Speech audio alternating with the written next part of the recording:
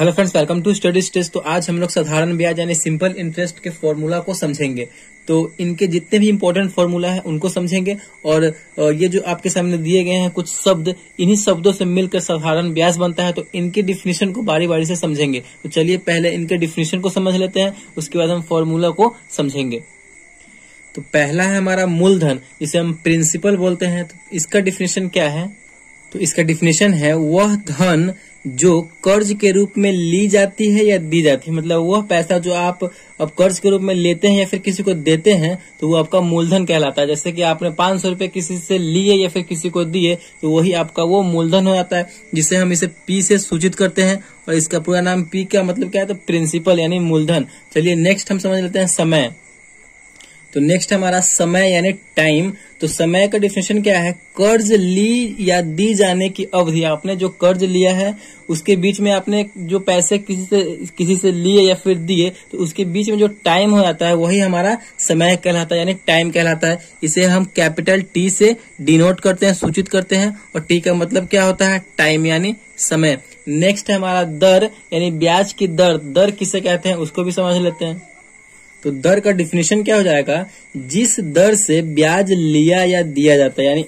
यानी कि आपने जिस दर से ब्याज लिया है, जैसे कि 2% की दर से, 3% की दर से, तो वही उसका ब्याज कहलाता है, यानी वही उसका रेट कहलाता है, यानी कि दर कहलाता है। इसे हम कैपिटल आर से डिनोट करते हैं। कैपिटल आर का मतलब क्या होता है? रेट यानी कि दर। अगला हम समझ लेते हैं मिश्रधन। मिश्रधन किसे कहते हैं उसके डिफिनेशन को समझ लेते हैं। तो मिश्रधन है हमारा ब्याज सहित मूलधन को मिश्रधन कहते हैं। यानी कि आपने जो मूलधन दिया है, किसी को जो रुपए दिए हैं और उसके साथ जो आपको अतिरिक्त ब्याज मिल रहा है, उन दोनों को मिलाएंगे तो हमारा मिश्रधन बन जाता है। इसे हम कैपिटल ए से डिनोट करते हैं यानी सूचित करते हैं। ए का मतलब क्या हो जाएगा? तो अमाउंट यानी मिश्रधन। ठीक, ये आपको समझ में आ गया होगा। नेक्स्ट है हमारा ब्याज यानी ब्याज किसे कहते हैं।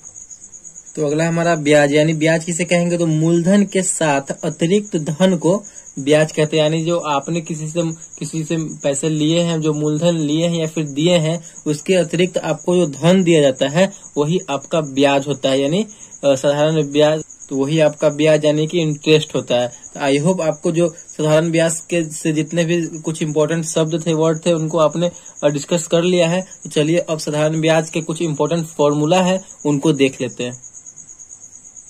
अगर हमें साधारण ब्याज निकालना है, यानी किसी क्वेश्चन में बोला जाए कि साधारण ब्याज निकालिए, तो साधारण ब्याज निकालने के लिए फॉर्मूला क्या होता है? तो साधारण ब्याज निकालने के लिए फॉर्मूला होता है मूलधन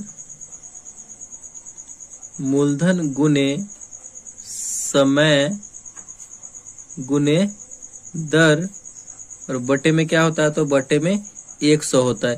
यानी आप इस फॉर्मूले का यूज करेंगे तो आपका सिंपल इंटरेस्ट निकल के चला आएगा। ठीक, साधारण ब्याज इक्वल टू क्या होता है? मूलधन गुने समय गुने दर बटे 100। तो नेक्स्ट देख लेते हैं। अगर हमें किसी क्वेश्चन में दर निकालना हो यानी रेट निकालना हो तो कौन से फॉर्मूले का यूज करेंगे? तो इसका फॉर्मूला होगा ब्याज गुने 100 बटे मूलधन गुने समय। यानी कि आप इस फॉर्मूले का यूज करेंगे तो आपका जो है दर यानी कि रेट निकल के चला आएगा।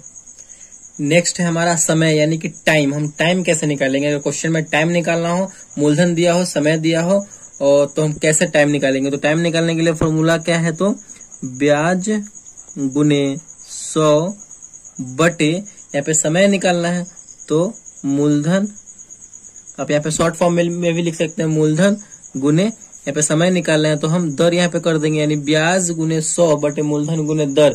हम यहाँ पे समय निकालने के लिए फॉर्मूले का यूज करेंगे। नेक्स्ट है हमारा मूलधन यानी कि प्रिंसिपल। अगर हमें प्रिंसिपल निकालना हो, मूलधन निकालना हो तो उसके लिए क्या फॉर्मूला होगा? तो उसके लिए फॉर्मूला होगा ब्याज गुने 100 बटे समय गुने दर। यानी कि आपको मूलधन निकालने के लिए ब्याज गुने 100 बटे समय गुने दर करेंगे। आप इस पे उसका वैल्यू रख देंगे तो आपको यहाँ पे मूलधन यानी कि प्रिंसिपल निकल के चला आएगा।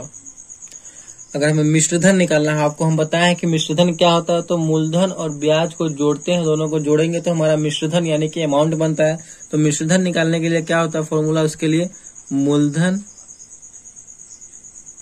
प्लस ब्याज यानी जो हमारा मूलधन है और जो हमारा ब्याज आया है उन दोनों को हम ऐड कर देंगे तो हमारा मिश्रधन यानी कि अमाउंट हमारा निकल कर चला आएगा।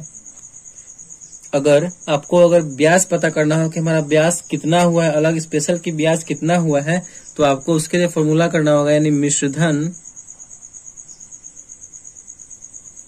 मिश्रधन माइनस मूलधन। अगर आपको सिर्फ ब्याज पता करना है कि हमारा ब्याज कितना हुआ है इस मूलधन पे, तो उसके लिए आपको मिश्रधन यानी ब्याज और मूलधन को जोड़ देंगे तो आपका मिश्रधन बन जाएगा, और मूलधन जो आपका है वो घटा देंगे, यानी मिश्रधन में से मूलधन को घटा देंगे तो आपका यहाँ पे सिर्फ ब्याज निकल कर चला आएगा। चलिए नेक्स्ट देख लेते हैं। नेक्स्ट है हमारा मूलधन। अगर आप मूलधन ही सिर्फ आपको मूलधन पता करना है तो उसके लिए आप किस फॉर्मूले का यूज करेंगे, तो